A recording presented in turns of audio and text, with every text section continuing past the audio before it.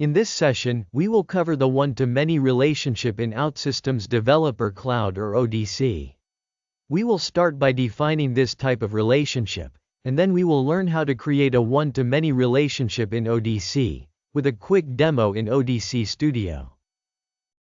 Let's start by considering this example data model, with the order entity and the customer entity. In this example scenario, we know that a customer can place multiple orders, and that an order can have a customer that requested it. This makes this scenario a perfect example of a one-to-many relationship. To create the relationship, the order entity will have the requested by attribute of type customer identifier. OutSystems Developer Cloud detects that we are referencing the customer entity automatically by setting the data type of the requested by attribute to customer identifier.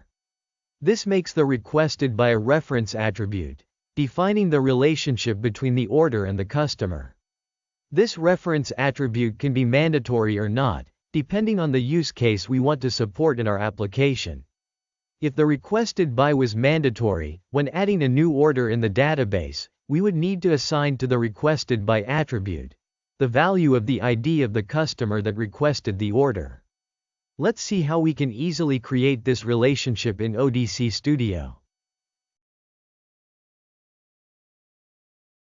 Here we are in ODC Studio, with our application open, and in the Data tab. We can see the order entity and all its attributes, and also the customer entity and all its attributes. To create a one-to-many relationship between the customer and its orders, we need to add a new attribute to the order entity. This new attribute will represent the customer that requested the order. Let's start by expanding the order entity to see the attributes. To add a new attribute to the entity, we right-click on the entity and select the Add Entity Attribute option. Set the name to Requested By.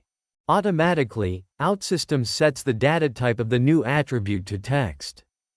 Let's change the data type to Customer Identifier to create the relationship with the customer entity. Looking at the diagram on the left, we can now see the relationship between the two entities represented.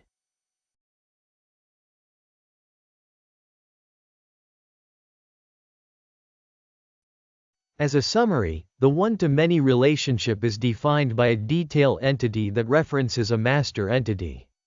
That is done by creating a new attribute in the detail entity that references the master entity, through its data type, which needs to be set to master entity identifier.